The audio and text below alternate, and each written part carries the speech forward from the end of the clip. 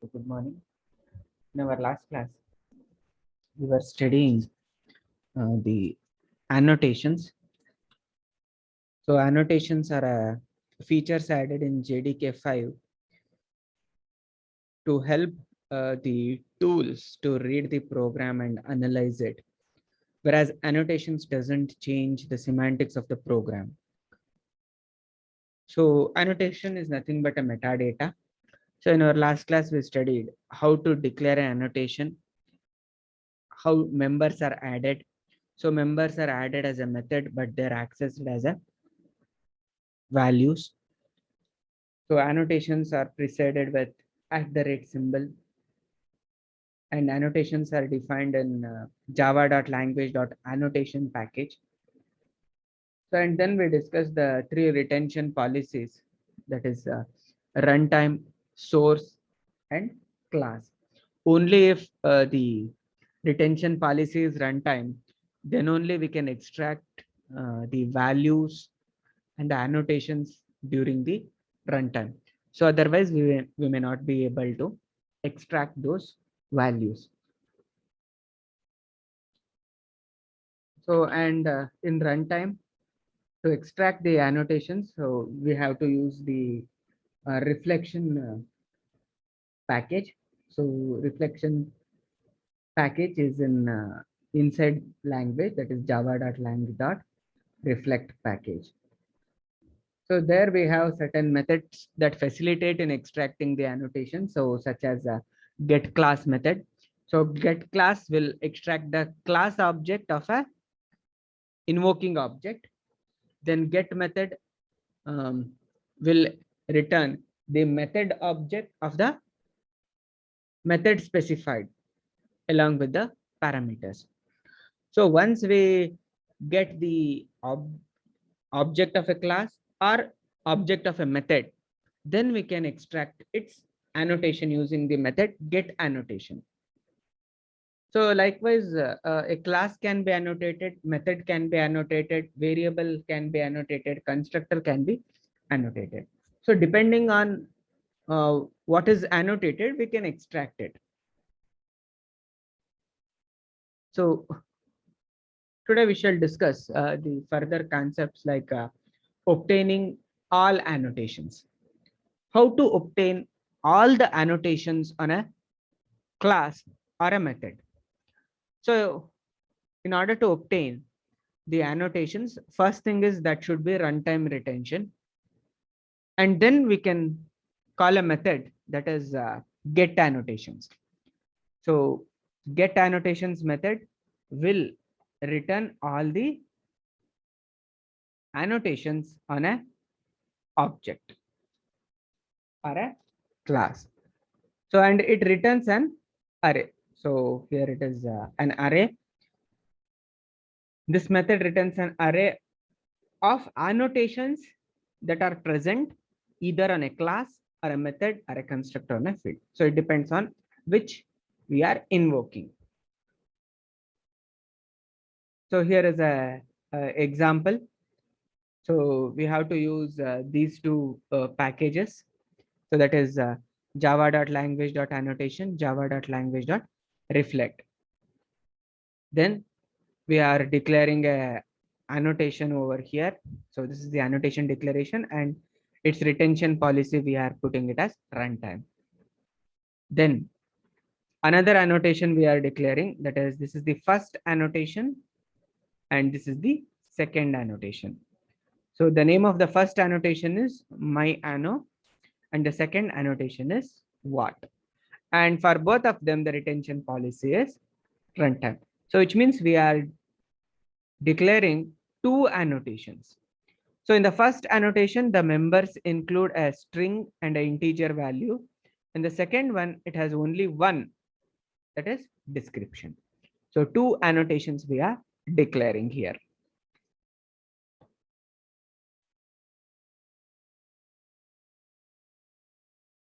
And then here,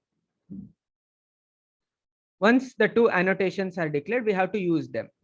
So here is a class that is meta2. So this class is annotated with two annotations. So what and myano. For what,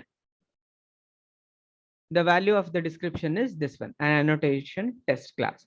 And for myano, string value is meta2 and the value which we are passing is 99. So like this, the same class is annotated with two annotations. Next, again, one more method is there here, that is my method. So this method is also annotated with two annotations. So just before the function name, we are using the annotation. So my an annotation test method, so that is supplied for description. String is testing, value is 100. So the class is also annotated, method is also annotated with two annotations. Now, our aim is to extract both the annotations using get annotations method. So get annotations method, here we are invoking.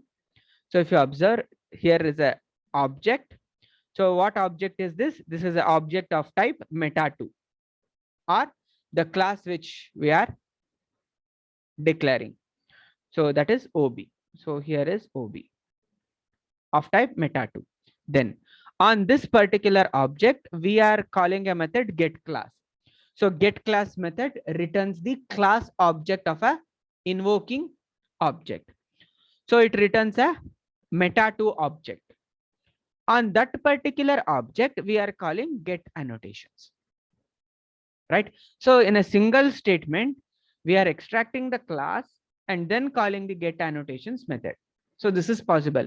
So in the examples which we discussed in our previous class, so we had split this particular statement into two, where the first statement will extract the class, store it in a temporary object, and then on that particular object, we were calling the get annotation method. So like this, class C is equal to ob.get class. Okay. This is the first statement. On C, we can call get annotations. So instead of dividing it into two statements, so we can write on a single statement like this. So get annotation statements will return an array of annotation. So the return array type is annotation. Then we can print it. So this array we are iterating over here. So this is the for each statement for annotation A colon the name of the annotation. So we can print it. So this for each loop will iterate over the entire array that we have supplied and print the values of annotations. So this is how we can extract both the annotations that are present in a class or a method.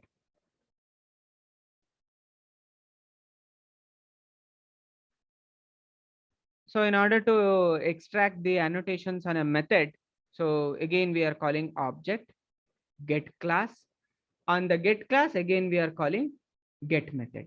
It is returning a method object. So on this method object, we can call get annotation. Again, these two statements can be clubbed together into a single statement. So annotation, again, we have already defined, so we can print it. So the printing of both is same. Okay. And the remaining thing is a catch statement, no such method exception. So in the main method, we are calling my method. So this is the my method. We are printing the values of annotations. So when both these statements are executed, so an output will look like this. So this is the first part for a object class, second part for method. So you can observe here, this print method will print the statements like this. So by default, it will call toString method. So whenever we try to print an object, by default, it will call toString method. And whatever this method returns, that will be printed. So at what description is equal to an annotation class, then at my anno string is equal to meta2 value is equal to 99. So this is for class. And similarly for method, description is equal to an annotation test method and the values which we have passed. So the values that we can see, observe here, is the one that we have declared the annotation with. So whatever we have given in the annotation before declaring a class or a method, that will be printed here. So in this way, we can extract all the annotations. So all annotations on a class or all annotations on a method can be extracted and printed using the method get annotations.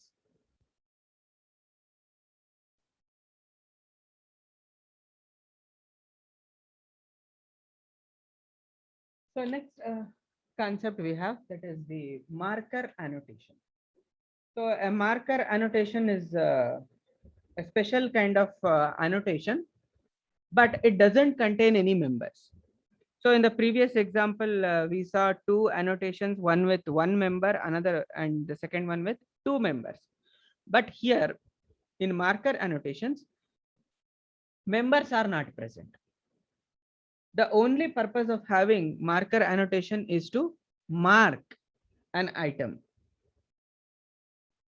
And the best way to determine the marker annotation is to use the method is annotation present. So this is the method that we use on marker annotations. So marker annotation doesn't contain members. So if it doesn't contain members, then extracting the value of annotation doesn't arise. And the sole purpose of having it is to check whether annotation is present or not. So a Boolean method is proposed, that is annotation present. And this particular method is present in an interface called as annotated element. So this is another interface that is present in that particular java.language.annotation package.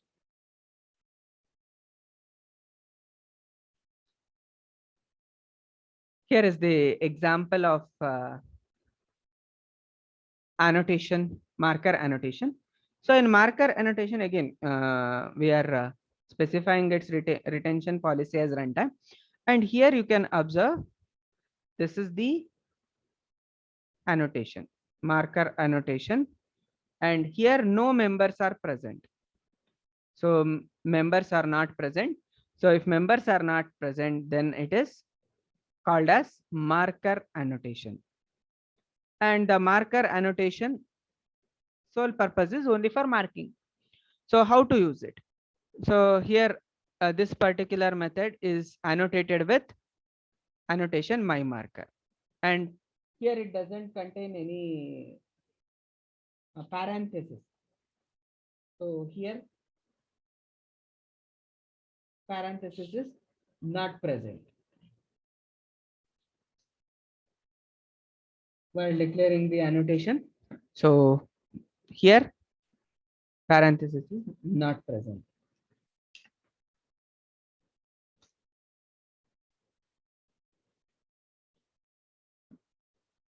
So, and in order to check whether a marker annotation is present or not, so what we do is, again, on an object, we'll call get class. On this get method, we will call, since the method is marked over here, so we are calling get method. On this method m, we can invoke is annotation present. So just like this. Here m is annotation present, and we have to pass the marker dot class. Now here this my marker dot class, so it is a annotation type. So this is the annotation type. So this particular method is annotation present. This will check whether the method that we are invoking on is annotated by this particular type.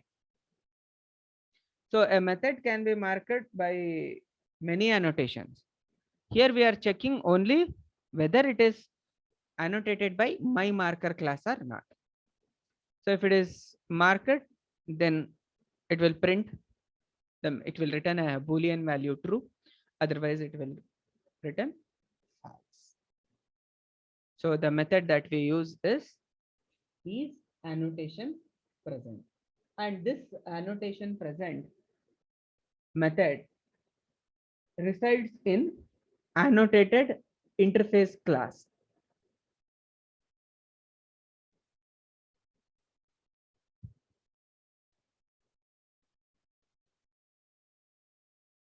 So is annotation present is resides in annotated element interface.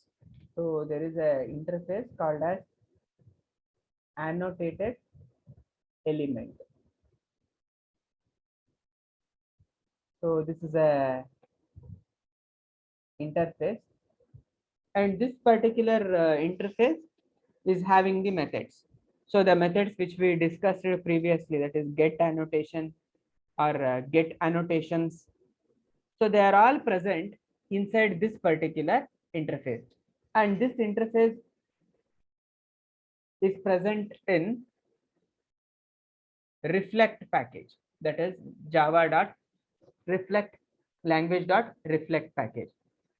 So this interface supports the reflection for annotations, and they are implemented by the classes, that is method, field, constructor, class, or package.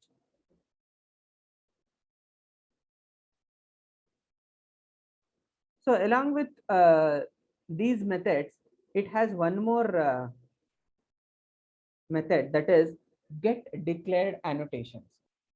So get declared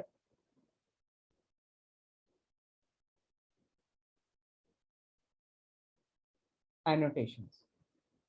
So this particular get declared annotations, again, it will return an array of annotations that are declared on an invoking object. And additional method that is present is the one that we discussed now, that is which returns Boolean value, that is annotation present. So this method. So this method returns true or false, whether annotation is present or not.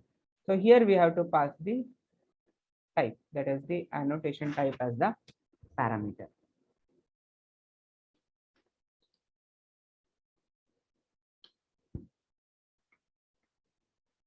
So this is regarding the annotated element interface. So this method resides in reflect package. It has a methods, that is get declared annotation, is annotation present, along with get annotation and get annotations.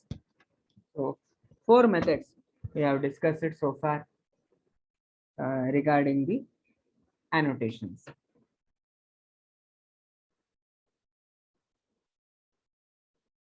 So next concept which we have is the single member annotation. So single member annotation contains only one member. So in the previous example, marker annotation, no members are present. So single member annotation means only one member is annotation. One member is present in the annotation. Here there is a difference. Just like the other annotations which we discussed, if we compare that with single member annotation, the difference is the single member annotation contains only one member, but there is a rule that the name of that member should always be value. So the name of the member should be value. So we can declare it as int value like this. So it should always be value. So the advantage of using this single member annotation is we know the name of the member. The member has to be always value. So we can directly pass the values without specifying the name of the member. So we shall see with that example. So before that, we have one more concept, that is the default values. Default values. So while declaring an annotation, we can specify the default value also. So suppose annotation is declared like this. So interface my anno, here int value. For this particular value, we can specify the default value using the keyword default. So if no values are assigned to this particular member, then the default value gets assigned. So similarly, we can have a string. For this also, we can specify the default value like this. So this particular annotation contains the default values. So default values are useful when we don't want to supply the values. For example, here we can write like this. So any class or member can be annotated using my anno. Instead of passing the values, we can pass empty parenthesis. So this empty parenthesis indicates that it should take the values from default. Or we can also pass like this, my anno. For value, we can assign 50. String we are not passing. Then string will get a default value. So the other way around, so we can write value is equal to 25 and then string is equal to ABC. So both we are passing. So the advantage of having the default values is we can either pass or ignore it. So this is useful whenever we want same values for multiple annotations.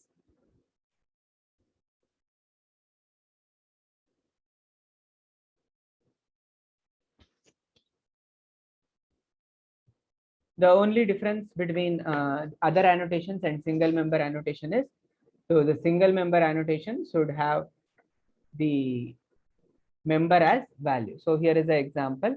So here we have an annotation that is my single, and if you observe, it is value. So the variable name should be compulsorily value. So if the single member annotation is used, we can use the annotation like this.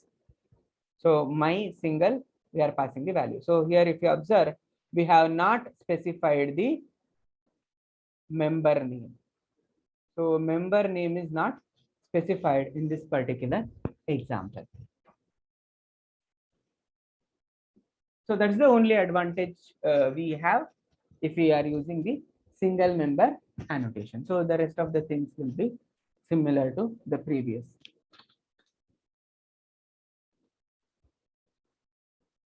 So if you want to use the multiple members, we can also add them along with the value. So in this same example only, we can have like this. So along with this single value, we can add one more. For example,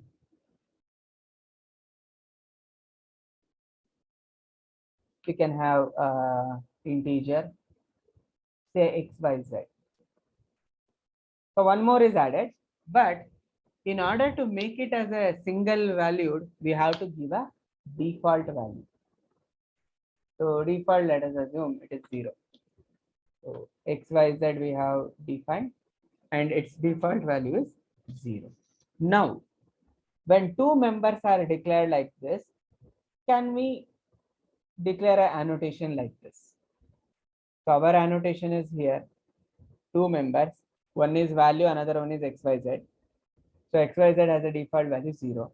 Now, Is it allowed in Java?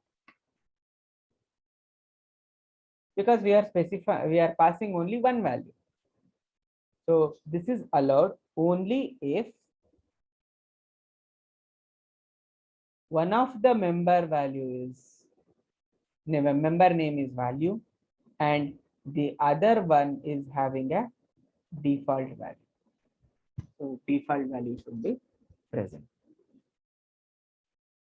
Then whatever we pass over here from the parenthesis will be assigned to value only. Now, if we want to supply the value for XYZ also, then we have to declare the annotation like this. So my single value is equal to 80 and XYZ is equal to 50, like this. So the important thing that we must remember is when we are using a single member annotations, the member value should be value. The member name should be value only.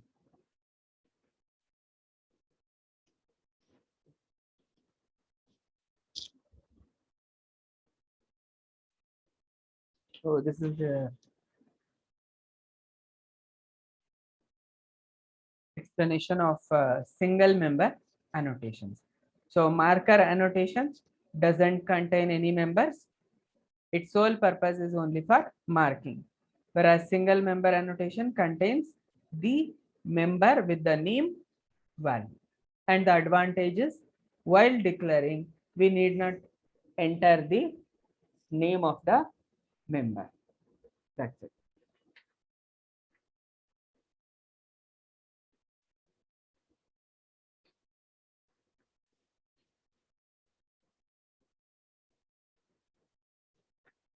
So this is regarding annotations. So in our next class, we shall discuss the built-in annotation. So we have 6 built-in